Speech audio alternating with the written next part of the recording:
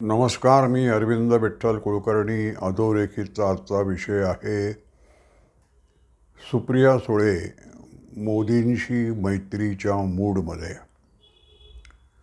मित्रांनो, आजचा व्हिडिओ सुरू करण्यापूर्वी कालच्या व्हिडिओविषयी एक स्पष्टीकरण देणं मला आवश्यक वाटतं. कालचा व्हिडिओ आहे सावित्रीबाई हव्यातच आणि हिंदुत्वही हवे. त्यामध्ये दुर्गाबाई भागवतांच्या एका लेखाचा उल्लेख आहे आणि त्यामध्ये सावित्रीबाई, डॉक्टर रखमाबाई, रमाबाई रानडे आणि आनंदीबाई जोशी अशा 4 स्त्रियांचा उल्लेख आहे.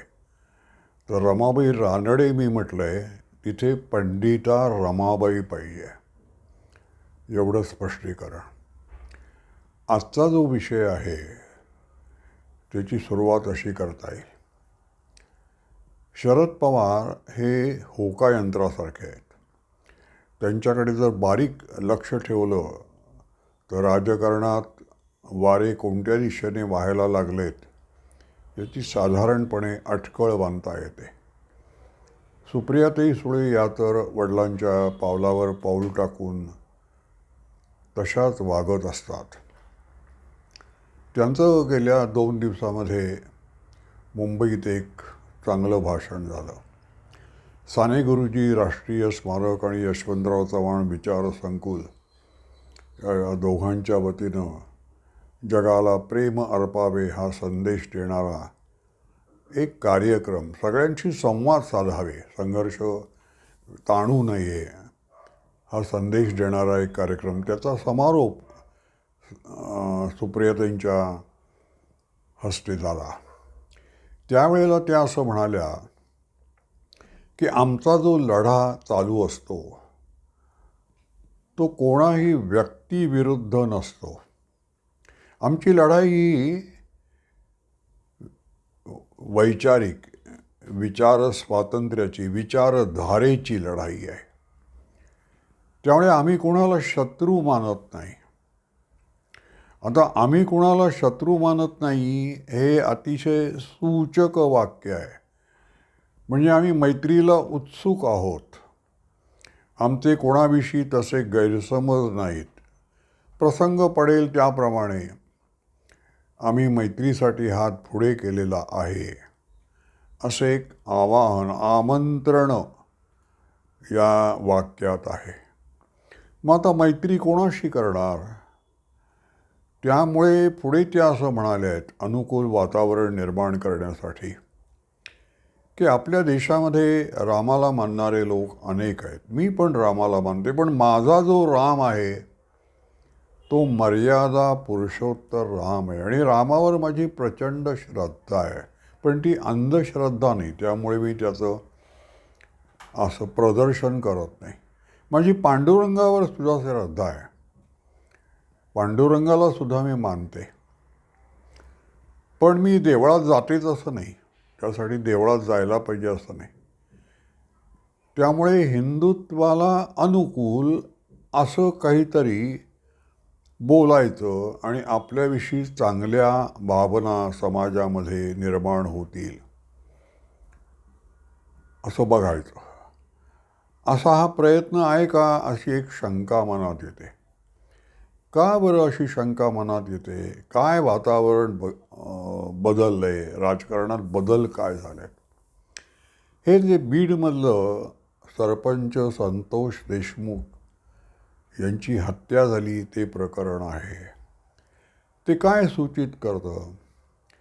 मला असं वाटतं की 0 टॉलरन्स, भ्रष्टाचार अजिबात सहन करणार नाही, हे जे मोदी आणि फडणवीस यांचं धोरण आहे आणि त्याची कार्यवाही आता वेगानं आणि तडफेनं आणि जोरदारपणे सुरू झाले. त्यामुळे अनेकांची दुकानं बंद होण्याची शक्यता आहे.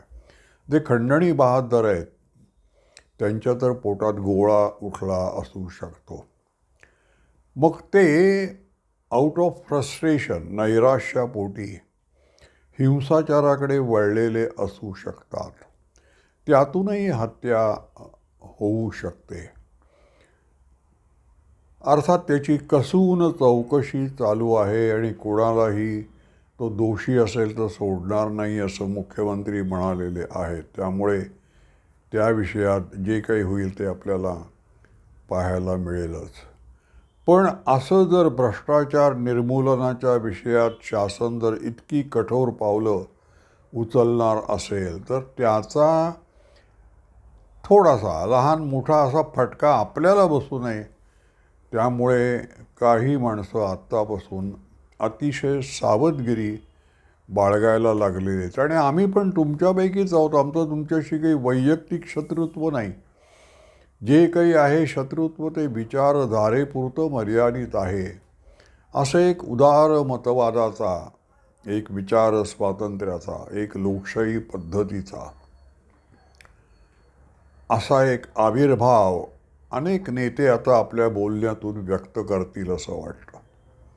तर आपण त्यांना ते स्वातंत्र्य दिलं पाहिजे.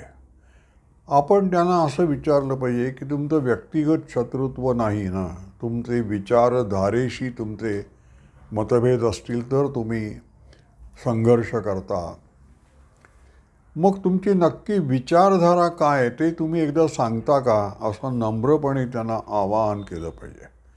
सुप्रियाताई सुळे यांनी त्यांच्या पक्षाची नेमकी विचारधारा काय आहे हे जर एखाद्या अभ्यासू माणसाला, राजकारणात ज्याला स्वारस्य आहे अशा माणसाला जर जाणून घ्यायचं असेल तर त्यासाठी कोणतं उपलब्ध वाङ्मय आहे ते त्यांनी एकदा सांगायला पाहिजे.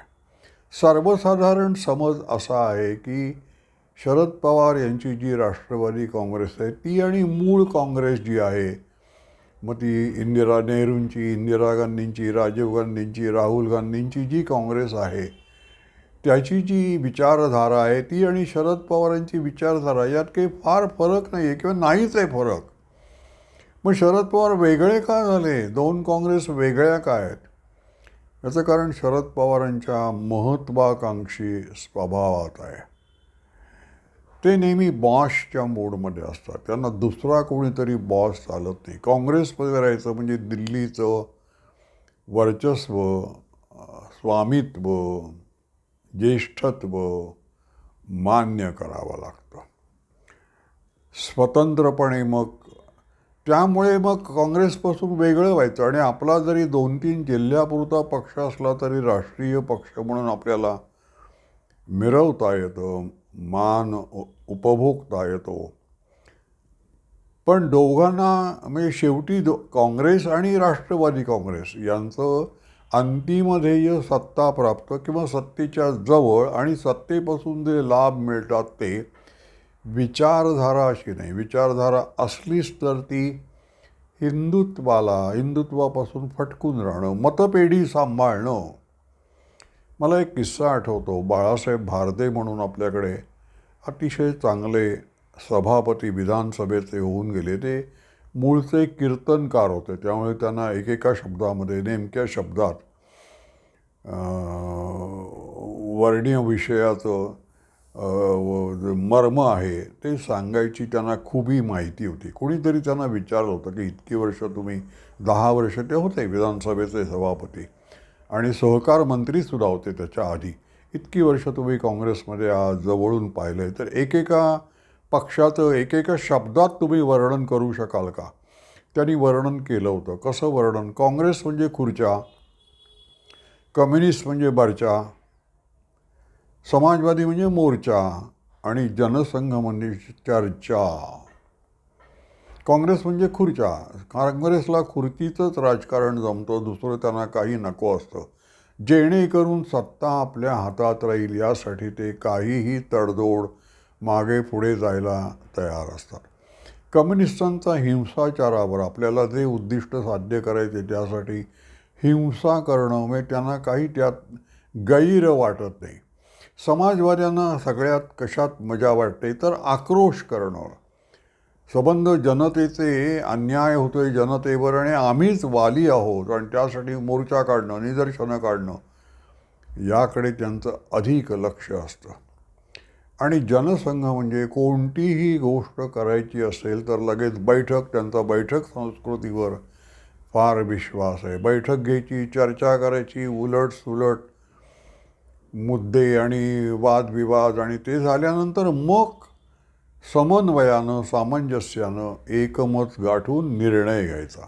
आता हे बाळासाहेब भारद्यांनी सांगितलं त्यात चूक काही नाही आहे. मग जो जनसंघ चर्चेला अधिक महत्त्व देतो त्या जनसंघावर आणि जनसंघाचा उत्तराधिकारी भाजप, तर भाजपच्यावर घटना त्यांच्या हातात धोक्यात आहे, लोकशाही त्यांना नको आहे, असे आरोप शरद पवार, सुप्रियाताई सुळे ह्या सगळे करत असतात. ते कोणत्या हेतूनं करतात? कारण भाजप हा एकच पक्ष असा आहे की जिथे अंतर्गत निवडणुका नियमित अंतरानं व्यवस्थित होत असतात आणि जिथे लोकशाहीला वाव आहे त्याच पक्षावर लोकशाही तुम्ही पाळत नाही वगैरे असं आरोप.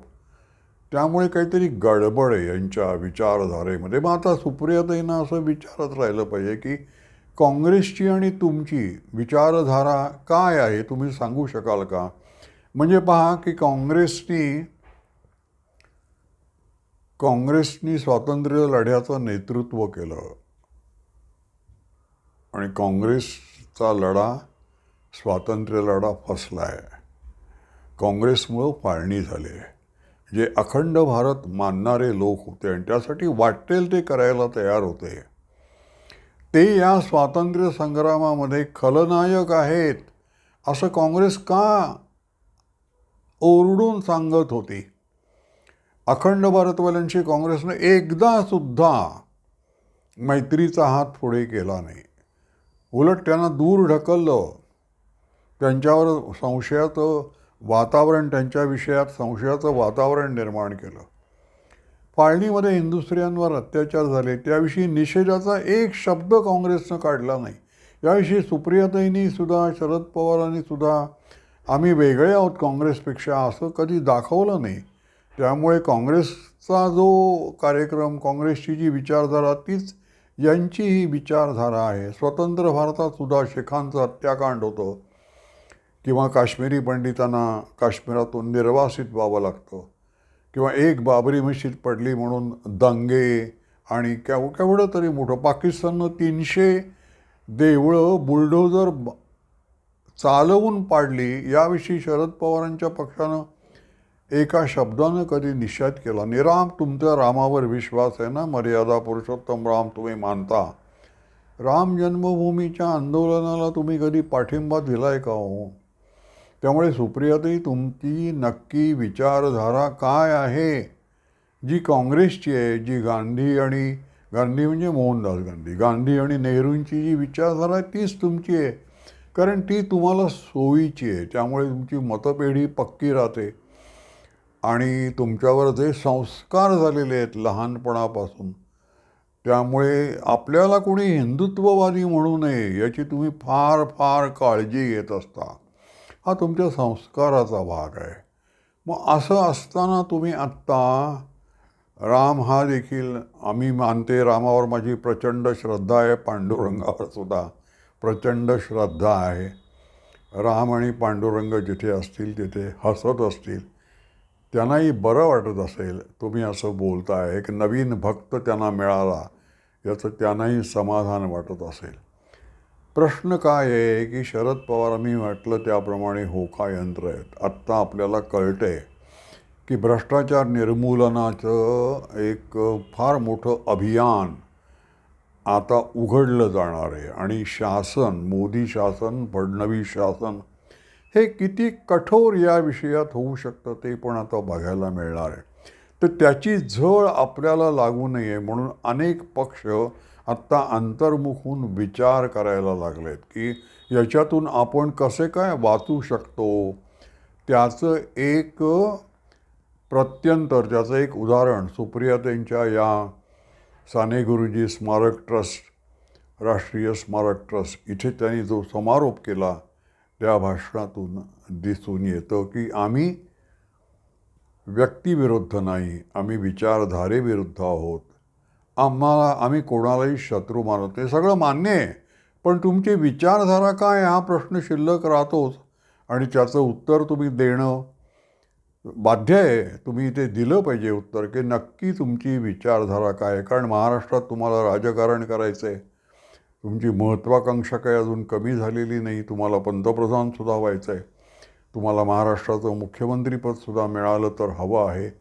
मग तुम्ही लोकांना सांगणं हे तुमचं कर्तव्य नाही का, की तुमची नेमकी विचारधारा काय आहे. तुम्हाला भारत अखंड ठेवायचा आहे, एक सगळे समान, सामाजिक समरसता, या विषयात अनेक विषय आहेत.